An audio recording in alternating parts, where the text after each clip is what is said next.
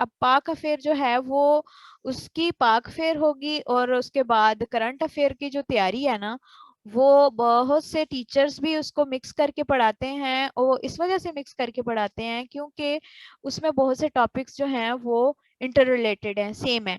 लेकिन डिफरेंस इसमें इस तरह से आ जाता है कि सिर्फ उसी में से नहीं आता पेपर, पेपर उससे हट के भी आता है। जैसे हिस्ट्री की भी कोई एक आधा पाक फेयर में हिस्ट्री का एक भी क्वेश्चन आता है, दो भी क्वेश्चन आते हैं, तीन भी क्वेश्चन आते हैं। 2021 में एक क्वेश्चन आया हिस्ट्री से। तो इस तरह से मतलब आप कह लो कि डिवीजन होती है, लेकिन हमने क्योंकि ये हमारे सिलेबस का हिस्सा है इसलिए हमने ये करना है। ठीक है। तो हिस्ट्री का पेपर, हिस्ट्री का मैंने इस तरह से डिवीजन किया है, हिस्ट्री को मैंने अलग ही कर दिया है। अलग क्यों किया? ये नहीं है कि ये इंडो पाक हिस्ट्री है, ये इंडो पाक हिस्ट्री नहीं है, ये याद रखें कि ये पाक अफेयर है, तो हमने पाक अफेयर के रिलेटेड लिखना है। अब 712 से 1947 में क्या आता है, ये मतलब आप कह लो कि इसी के अंदर ही आइडियोलॉजी ऑफ पाकिस्तान आ जाता है। इसी के लिए जो स्ट्रगल हुई है पाकिस्तान के इंडिपेंडेंस के लिए वो सब आ जाते हैं। इसी के अंदर जो मूवमेंट्स चली हैं, उसके बाद हमारे जितने भी रिफॉर्मर्स हैं वो आ जाते हैं। उसके बाद जो मुस्लिम्स का राइज एंड फॉल है वो भी आ जाता है। तो ये हमने 712 से 1947 की जो हिस्ट्री है उसके अंदर हमने ये चीजें तैयार करनी है। ठीक है। उसके बाद 1947 टू 2001, इसके इसमें मैंने हिस्ट्री में इसलिए लिखा है क्योंकि इसके बाद हमारे जो कॉन्स्टिट्यूशन है वो आ जाते हैं। कॉन्स्टिट्यूशन तीन जो कॉन्स्टिट्यूशन है वो है सिविल मिलिट्री रिलेशन है। अब सिविल मिलिट्री रिलेशन 1947 से लेके जो हमारा 2008 तक जो है और जो अब भी कंटिन्यू है, ये सारी चीजें जो इवेंट्स वगैरह हैं वो भी हमने इसके अंदर तैयार करने हैं। जो लैंड हमें जो पाकिस्तान को लैंड जो है वो मिली है, उसके उसका पूरी जो बायोग्राफी है वो भी, उसकी उसका जो स्ट्रेटेजिक इम्पोर्टेंस है वो भी, ये सारी चीजें इसके अंदर जो है वो आपने करनी है।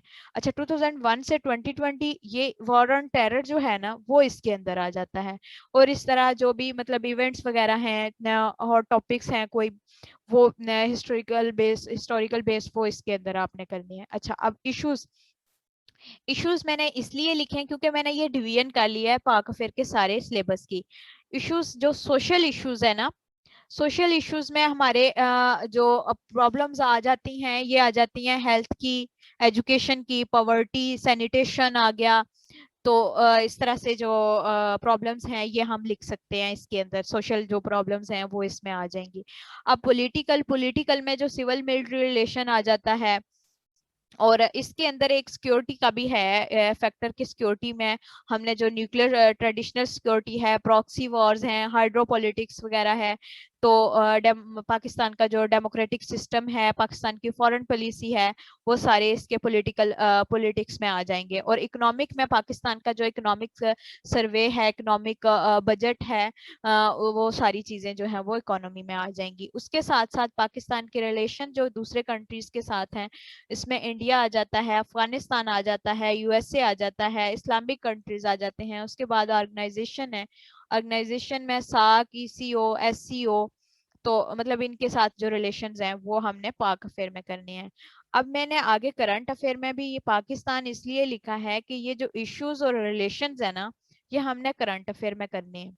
जो मैंने ऊपर इश्यूज और रिलेशंस लिखे हैं ना, ये हमने पाक अफेयर में करने हैं। और ग्लोबल में ये आ जाता है कि ग्लोबल में सिक्योरिटी और इकोनॉमी बेस्ड क्वेश्चंस है।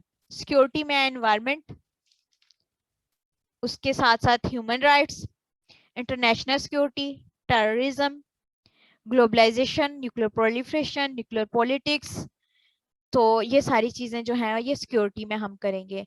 और उसके साथ साथ इकोनॉमी में ये है कि इकोनॉमी में जो ट्रेड है, कॉपरेशन है, साउथ चाइना सी, चाइना और पाकिस्तान का जो है वो है, हमने जब रिलेशन में करना है तो वो रिलेशन में हो जाता है। Middle east crisis, Kashmir issue, वो इंडिया के साथ रिलेशनशिप में आ जाएगा। पैलेस्टाइन इशू ये हमारा करंट अफेयर में है।